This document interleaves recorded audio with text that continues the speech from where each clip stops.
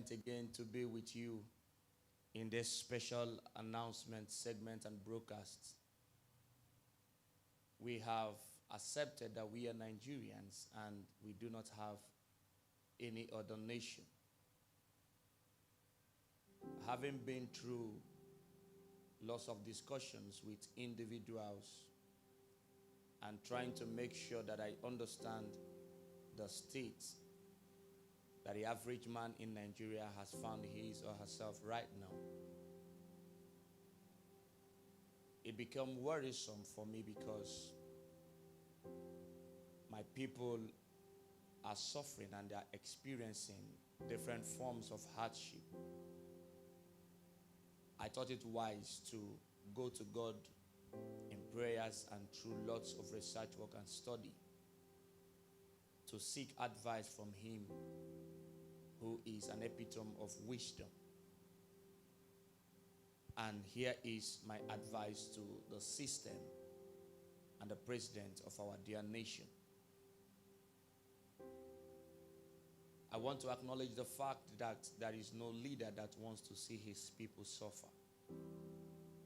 I want to acknowledge the fact and believe that there is no leadership that wants to see its people complaining in suffering in various forms of hardship. We have had high rates of crimes. We've had high rates of different kidnapping activities, emancipations of different kinds. Insecurity is on the rise. The prices of foodstuffs in the market has no limitations to its inflation periods. And it looks as if everything is on the rise. Well, these things were things that God told me at the beginning of the year. And I said it's going to be a very loom and strict period. Nigeria is a great nation, and we all must accept this fact. Nigeria is blessed. We are not called the giant of Africa. It was not a gift that was given to us, but it was a name that we were able to get through hard work. And I also want to say that Nigerian citizens are very hardworking citizens and individuals, which has gone through thick and thin to make sure that we have the ability to adapt at every given moment, whether be it negative or positive. We have sought and still seeking adaptation.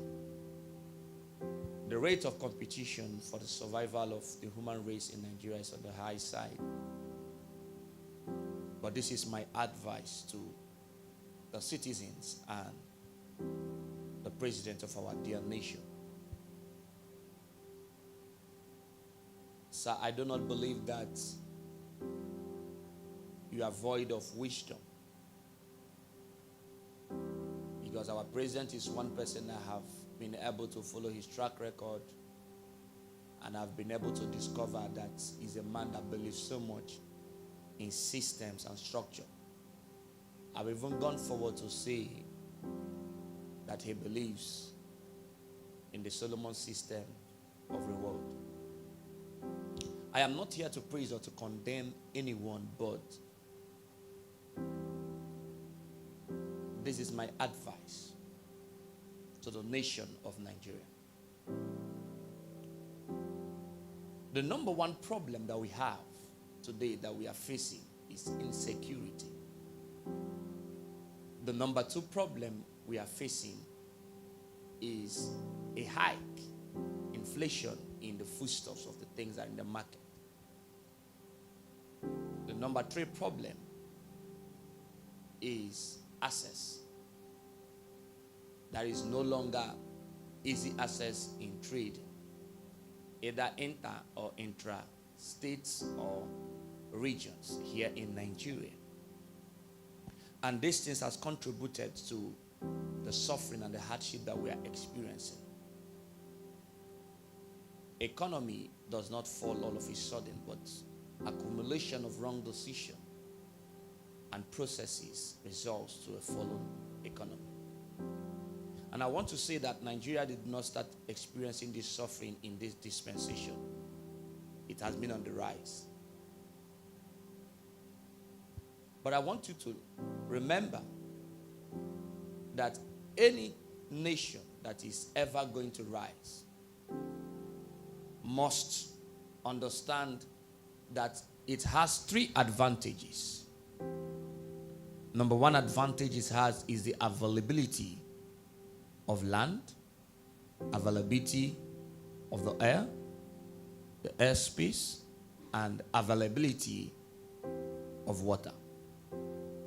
Now the land gives you your mineral resources and what have you through the processes of exploration.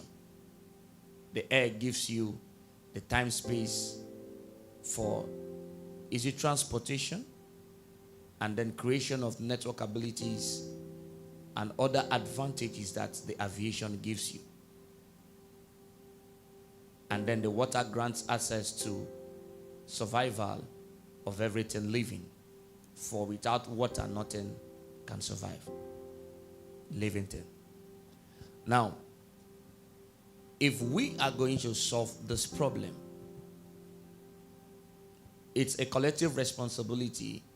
The issue of systems and structures of government is not only obligated to the government, though they have the high responsibility, but again, it also boils down to citizens having the understanding that they have a responsibility to our dear nation and country, Nigeria.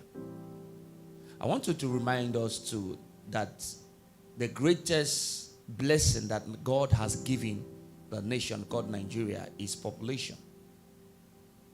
For you cannot build a system of wealth, or you cannot build a nation or economy without persons. So people is the greatest gift. And Nigeria has one of the greatest population, not just in Africa, but also in the globe. And that alone tells you the amount of gifted minds, the amount of skills, technical abilities that has been embedded in this great nation. But our failure to understand the different dynamics of the individuals emanating from different regions in Nigeria has created a great loophole in our dear nation that has seen the nation crumble from one stage and one phase to another. But I want to start this by saying that the solution to our national problem that we are experiencing in the nation is, number one, the civil service sector. We have lots of ministry of education, ministry of agriculture, ministry of finance, foreign affairs, and etc. But if you go to these ministries, you will discover that the ministries are not functional. The ministers of the ministries are not functional. I'm not talking about the appointment ministers. I'm talking about the civil servants that are working in these different ministries. They are not being put to work. And the human beings are the most precious assets of all nations and the most important factor in the progress of countries. We cannot succeed in the absence of trained human resources. What am I trying to say? There has to be a system that is able to pick minds, great minds, which are the human resources, and engage them into trainings. Now, you cannot say that a system is working when there is no a track record, there is no checklist, there is no follow-up on these systems. We are just giving out initiatives and plans. Of course, I want to say this, that sharing the bags of rice, sharing monies to market people does not really solve the problem, because the problem of Nigeria is not money, but how to spend it. You must agree that if you go to these ministries from 8 o'clock that they resume work to about 4 p.m., you will see that literally there is nothing much, there is no activity. It's just, it's not just a routine. And routine is a killer of pioneerism. If you continue doing things the way you do it before and it's over the years, the economy of Nigeria is not going to get better. The nation of Nigeria is never going to be built. So what am I saying? Is that this ministry has the responsibility that they need to create research institutes in all the ministries. That's number one. you must get the ministries working. There must be a system of reward for each of the ministry. In fact, that needs to be created, a healthy competition among the ministries, that any ministry that outdoes each other over the year, there's going to be a reward system, a program that is held, to congratulate and applaud them. So if you get the individuals in the ministry working, then you've gotten the ministry working. There has to be research works. There has to be projects, at least, to be done at every given moment. Every ministry should embark in project. In so doing, they are creating job opportunities, and then they are positioning the system to begin to work.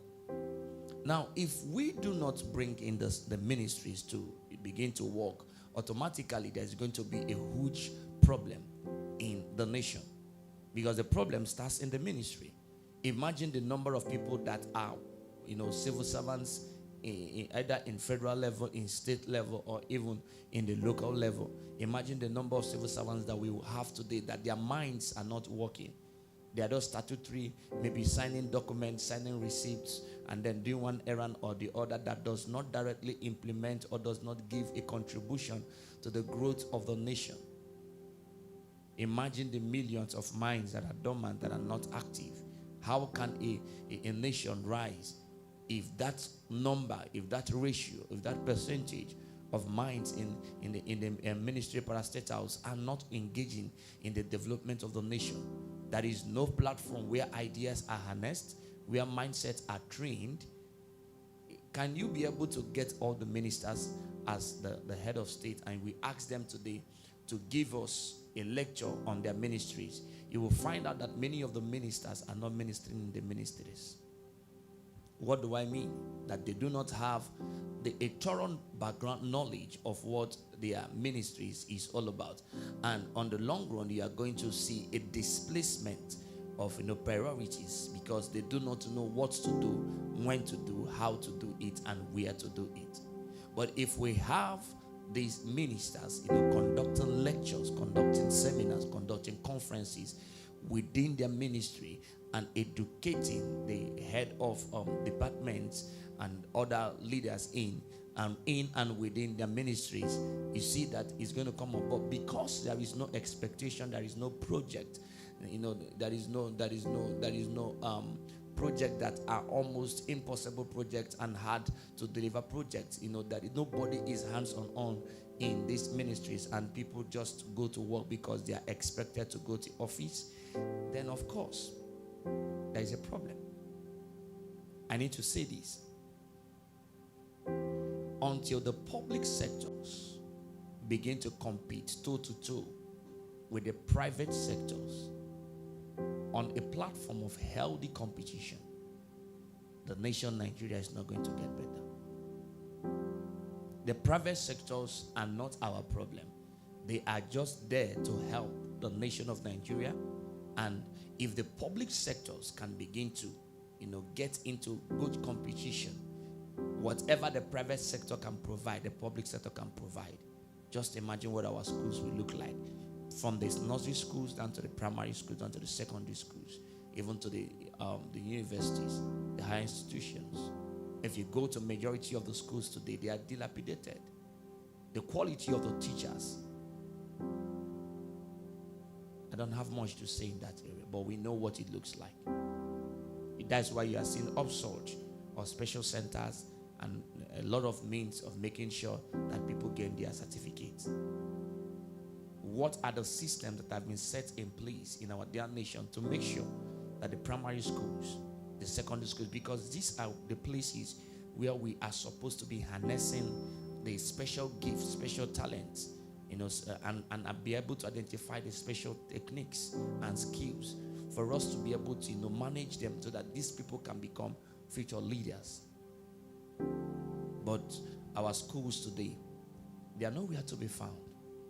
Again, another area is that if the public sector is able to compete with the private sectors, then of course whatever is obtainable in the private sector is obtainable in the public sector. There could be a subsidization, a kind of a reduction in the prices of schools and ETCs through subsidies and other things that can come in to bring down the cost of education in our dear nation, so that it is affordable, it is achievable, and it is profitable to our nations.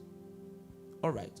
Now, if that happens, what it then means is that not just in the schools, but also in the transportation scheme, in hospitals, and other parastatals. When you look at other sectors of the economy, and there is a good and a healthy competition between the private sector and the public sector, then of course, can we go to the prisons today and have interviews with the inmates on how they are being treated, and they are giving you positive response? The answer is absolutely no.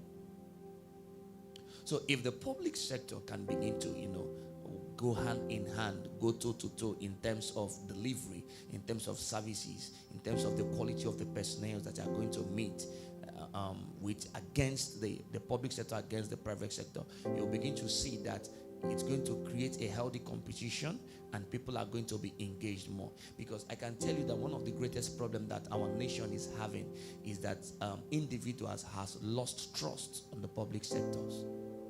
Be it in the health, be it in the education sector, be it in the agricultural sector, be it in the finance sector. In whichever sector you choose to look at it, there is a loss of hope, and which is not good for our economy.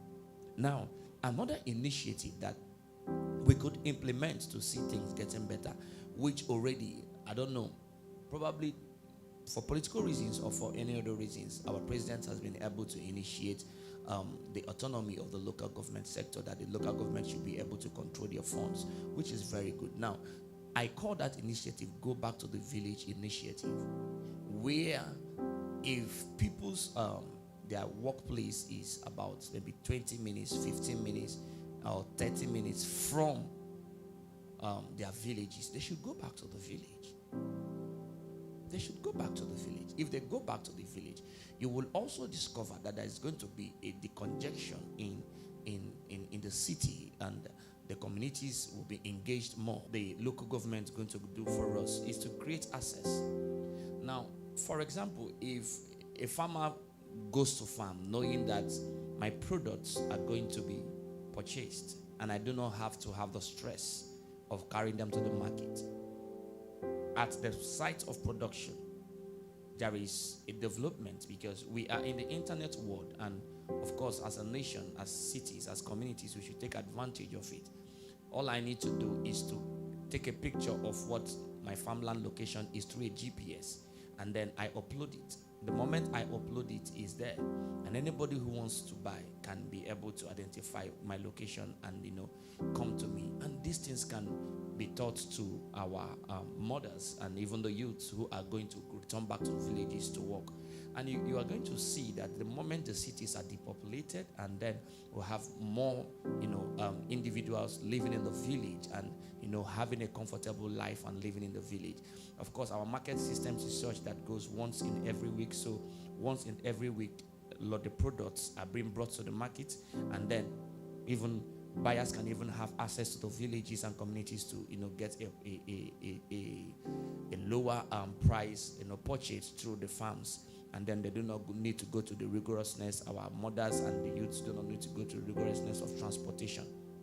Now, that establishment interlinked with the state government of agriculture and all that, you begin to see that the products will begin to be available. Not just that, the federal government can also supply seeds and eat it, which they have done, I think, in some states, and regions. Supply seeds for the farmers to go and plant. Then there has to be a follow-up. Now, one of the major problems that we're having in Nigeria is not just development of initiatives. There has been a lot of initiative, Operation Feed the Nation, Green Revolution, River Basin Authorities. These are initiatives, but they have been abandoned, they have been ostracized. We do not have a proper management system and implementation system. So we just implement, and there is no a system to make up management. And without management, you are going to run into losses. So if we have initiatives, to bring back the youths, I happen to have the opportunity to travel to some communities around my state, which is Abia State, and we were able to, because of the football tournaments that I'm part of a club that we produce footballers, and then we'll be able to go to these communities. You could see that, because of the influx of almost every 2 months, there is a good competition going up in that community. The community is open, markets are going, even in the village, people are into restaurants, we call it in the local language the mama put. I saw mama puts, in local patterns, and they were able to make money and then take care of their children because of the constant competitions that are going on there. You could see, people selling football boots, football jerseys, footballs, and etc. In the village. And the market system is actually movable, and you are seeing interlinks between stocks, sports, and agriculture interlinking in each other, and then you find the city moving. You find good stadiums, many stadiums in those villages, and then you see that the competition is ongoing, and then the interlinks creates healthiness among the youths. The youths are not just bored, so when they come back from the farms in the evening, they go for trainings because they are also seeing opportunities. So if we can develop each, of course, sports is an integral part of the system of development. Nigeria is so much vastly blessed with different regions, representing different cultures, diversifications, and talent. You cannot say you are building a nation, Nigeria, and it will work. You have to start considering, the regions. You have to check the interplays between the east, the north, the west, and the north and the south, of course. And then you are able to check what the regions represent, interplays on the map of Nigeria, and you find the point of intersection between the three. Develop these things through regionals, and then you're going to see a better Nigeria within the next 1 year or 2 years. Now, another thing is that the government departments needs to, the head of departments in the government needs to hold seminars, they need to hold conferences, go down to villages. When people see commissioners of states, they are coming down to local governments, in different local governments, and they are holding different initiatives, teaching the people these things, and then they have workers that are to stay in the villages for maybe a week or two, just like we send the coppers to the NYC system into different villages and localities, and they are helping to educate the students. You have, different ministries sending people to communities to help them to stabilize the systems, and then there is a monitoring team that ensures that the implementation procedures are carried out. Then another problem that we are having is the problem of security. Now, we are allocating much to security and allocating less to economy. But the problem of the security is the economy. If we are able to look at the development of the economy above the development of the securities, then over time there will not be need for much security. In fact, our senators, House of Representative members, governors, and even the president will use less convoys on the road because the economy is booming. There is more or less interest in security. Why there is a high interest in security in Nigeria today is because of the situation of the economy. If we boost up the economy and the economy rises through the systems that have been pinpointed, of course, then there will be a less interest on security because people will have money, people will have food on their tables, and then transportation systems are there. Upgrading resources will of course remove the issues of security, but the problem is that if we do not have systems and structures to be able to upgrade the human resources in our dear nation, then there's going to be a problem on the long run. So if we are able to initiate systems to be able to upgrade the human resources, the initiatives that to upgrade human resources in our dear nation, then the issue of will no longer be felt, and then we'll have a better representation in our economy. And these things can be done sectors by sectors. Again, is that there needs to be a change in the academic curriculum. If you look at our academic curriculums today, is what we have been using over 20, 30, 40 years, which is wrong. There is an involvement, there is a shift. There is a shift. And the moment this shift happens, there was also a shift in the needs of people. And we are still using the same academic curriculum, which is not geared toward development of skills, techniques, and giftedness, pinpointing, the bright minds. We don't have an initiative that we can be able to train our young ones to understand the responsibilities they have and what it means to be pioneers. There is no system, so we need to alter our academic curriculum to a greater and high standard so that we can be able to shift not just from theoretical aspect, but to give practicals a time factor, and then also harnessing the bright minds and giving them projects to be able to handle. We can just say, okay, we'll go to schools and you get the bright minds in the schools and then send them towards a region and give them and undertake research work to understudy the region and find out what works. And then when they find those things out, they should be able to present an implementational procedures to be able to follow it up and make sure that things are working in that region. When they present that, they should be empowered to carry it out. And then our bright minds that are coming out from the universities, they have a task that is going to keep them going, and through those forms we are able to develop a lot of things. So when we change our academic curriculum and implement systems to dictate creative skills, we are able to build the system to have a better standard. All right, so again, we have already been blessed by land, water, and air. Nigeria have vast water on the land, and then we have vast lands. Now, if we can be able to create tourists and trade centers using our lands, creating import and export, derivatives using our water, and then maximizing the use of the internet, or creating an e-commerce, e-government, and initiating, taking a great advantage of aviation, we'll be able to fly. I will come back to break these segments down. Then we also need to move and gear. If we do not choose the future, we are choosing the past. So if we do not choose the future, we are choosing the past. Not choosing the future means we are choosing the past. And choosing the past means we are going to be behind. And once we are behind, we are going to suffer. Now, we need to establish a returnee to town hall meetings. The town hall meetings are very, very important. We are the local government chairman who needs to move down, to the town halls and have town halls meetings with communities, know the challenges firsthand of these communities and know how to help them. Not just send them people. The chairman needs to go for community. At least they establish a particular day and a particular hour or duration of time where the chairman of local governments needs to go to these town halls meetings and have town hall meetings with people in the communities, and then discover the problems of the youth, discover the problems of the community, and from that give these tasks to these creative minds that they have been able to set up to go and look for ways to rectify these problems, create implementational procedures, empower them to be able to enforce these things. So town hall meetings is a very integral part. Our forefathers were able to use it when a day is instigated in the village. Nobody goes out. They come out in the town hall meetings, and the village is being discussed. Challenges of the village is being talked about. How to share the communal lands and etc.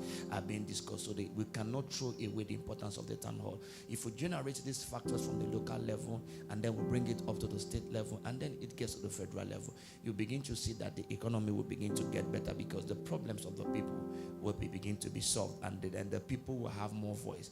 Engaging the people in the government, engaging the people in the leadership, engaging the people in the running of those systems and the structures of the economy and the nation at large will make things much more better. And I want to say that political rallies do not need to end because politics has ended. What do I mean by the political rallies? We saw our aged president, though he is aged, but you saw his tenacity, you saw his doggedness in making sure that he covers majority of the states during the political campaigns, and he was able to visit states by state and make promises and statements. Those political rallies do not need to end. Those visitations do not need to end. If we are able to continue these visitations, And then he's able also, not just for himself, but the vice president and the ministers are also toiling down those states, and this political rallies continues from state to state, from communities to communities, from regions to regions. We are going to be able to initiate and generate a lot of solutions to problems that we are facing, and before you could know it, quarters and segments will be developed, and then we can be able to say, okay, we are attacking this segment this period, we are attacking this thing. Or even simultaneously, when we have good hands and we have the teams, execution teams to go from village to village, from cities to cities, from communities to communities, we can be able to do things, a lot of things at the same time, because we have the best gift, which is the human resources. So political rallies do not need to end. Two major Nigerian problems is implementation and also the management system. So if we're able to generate a good management and implementation systems that is e-centered, if, let me say, I'm going to get my you want to get your NIN, you get to the NIN, the department that is responsible for it, and you know that in the next 15 minutes you're out of there, things become easy. But the public sectors, one of the key thing that the public sector, if they can be able to implement it, they will be able to compete with the private sector, is the issue of time management and customer satisfaction quotas. If they can be able to give you time, because one of the strengths of the private sector is the management of time. People know that when they get to the private sector, before you know it, they're out, their problems are solved. If we can be able to instigate the timeline that people are to spend, no matter the rigorousness that is needed, you can go from step 1 to step 50 in a space of 10 to 15 minutes, and you are out of that place. You will see that people will begin to build trust in the private sector, because the issue of time management is a very big concern. People will get to ministries and nobody's on the table. You get to ministries, the process is file upon file upon file, whereas with the systems you can be able to punch 1 or 2 and then you get the problem solved. The people get what they want. How about that? And people's problems. Okay, imagine you are getting a land, you need to go to the land, and the land department and the Ministry of Lands, and it's going to take you 4 or 5 days to generate a process to get a document. Whereas these are things that if it can be done within 1 hour, within 2 hours, it also helps the people in the real estate and the development of lands to be able to move faster and better. It's also to acknowledge that the implementation systems are very, very poor. Now, I want to say this: ignoring shortfalls in management is the quickest way for underdevelopment to continue unchecked. I want to say it again. Ignoring shortfalls in management is the quickest way for underdevelopment to continue. So when we don't see it, and when we are not able to set performance-based structures, our economy is going to continue to suffer. Sports is an untapped area in Nigeria. Imagine if our leagues are upgraded, and we have leagues for the under 10s, league for the under 13s, league for the under 15s, and these things are seen and watched on the televisions. Our local televisions can be able to carry these competitions, and we see the best of the best being developed. We don't need to the recruitment of under 15, under 16s will be very easy. We saw a very high level of low performance in our last outing in the Olympics, and it was not a favorable one. But the reason is because we do not start on time. We do not have a structural procedure to generate people from the grassroots, and then they come to the international level, and then of course meet up to the international standards. We do not have a system of passing the baton, because our sports movement is supposed to be a relay. When we see the first line, the second line, and the third line, and it is clearly seen that this is the stage where we are. I would come back to talk about this sports area because of our time. Now, another area is to be able to define and initiate central systems. Now, when we go to the communities, we have a central system. Each community in Nigeria should have a central system where we can monitor, the development procedures, implementational procedures, have a checklist and a proper follow-up. And these are systems that can give us reports of what is going on. Now, distributing wealth to a large number of people helps us to decongest, not sharing bags of rice or sharing money, but distributing wealth. This wealth could come in form of ideas, it comes in form of strategies, helping for example, if you go on the street, if you can be able to help the vulcanizer, if you can help to the road sellers to be able to communicate and know that their projects and their products can be produced and marketed globally, it's going to give them a sense of belonging, and they know that it is no local products, that they are just solving problems locally. But these are also important. So we need to have organizations, and then to improve the standard of these things by disseminating of wealth to a large number of people, that they can be able to create apps, that they can be able to have easy of advertising what they do, how they do it, and where they can be found. And this easy access will help us to be able to prioritize them better. And then you can find, if you go to villages and communities, you can find the people getting into the lowest tier of business, the vulcanizers and etc. Those forms of menial works that doesn't mean much. You can find them in village, you can find them in remote areas, because businesses have been taken down to those areas. So if you can be able to carry businesses from not just from the cities, but to carry them to the communities, and then we are able to stretch the labor force down to the communities, we begin to find out that there will be exchange of money and all that in those communities. The businesses will move down. People will go down to villages. They have their father's houses, and then automatically you see the housing need to drop, and then we'll have a circulation of business better. And then we can be able to also to build our nation through regions and regions and regions. And then we have initiatives to develop leadership skills and make sure that people get into all forms of leadership trainings in all segments and in the ministries. And then we are able to have a better community, make our city and great communication centers. Now, lastly, because of our time, I want to talk about the need for government to communicate to its citizens. We need to know about their initiative, their implementational procedures, and what they tend to achieve, and then give us our responsibilities as citizens, or what they want, either the religious or the secular world, to be part of this project, and then impact people, and then we are able to develop youths. Before you know it, the corruption level and all that will begin to drop, and then we'll begin to gear our heads towards development. People know that we are going to suffer for a while, but the problem is, how long is the suffering going to last?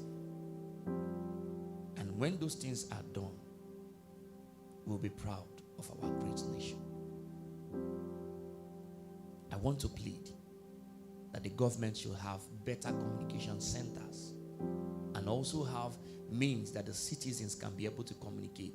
The president should actually be able to have group or a ministry, or even a team that has the ability to get information from the 36 states on daily basis. And those hotlines should be on. People are responding to them. He can be able to know firsthand what is happening, and then be able to accumulate all this information and details, and then he's able to know where he's to channel his energy. And then we will help him lead us well. If we can be able to implement all these procedures, which I will still come back to elaborate as the time permits, we will begin to see that we will have a better nation. I can tell us that our problem is that we're not making use of the minds that God has blessed the nation of Nigeria with, and we've not been able to take advantage of the people and the resources of our great nation. If we can be able to do that, then the sky will be our starting point. We need projects. We need tasks. We need to give people assignments. Our youths, great minds, communities, give them, the youths in the communities, projects that they can, get focused, and at the end of the day, they are making financial, success from those programs. Initiatives are being developed, and before you know it, the age and lifespan of the people will be developed, and we'll have a great nations on our hands once more. Until we see you next time. I love you so much. I believe so much in this nation. And I know that one day, all these things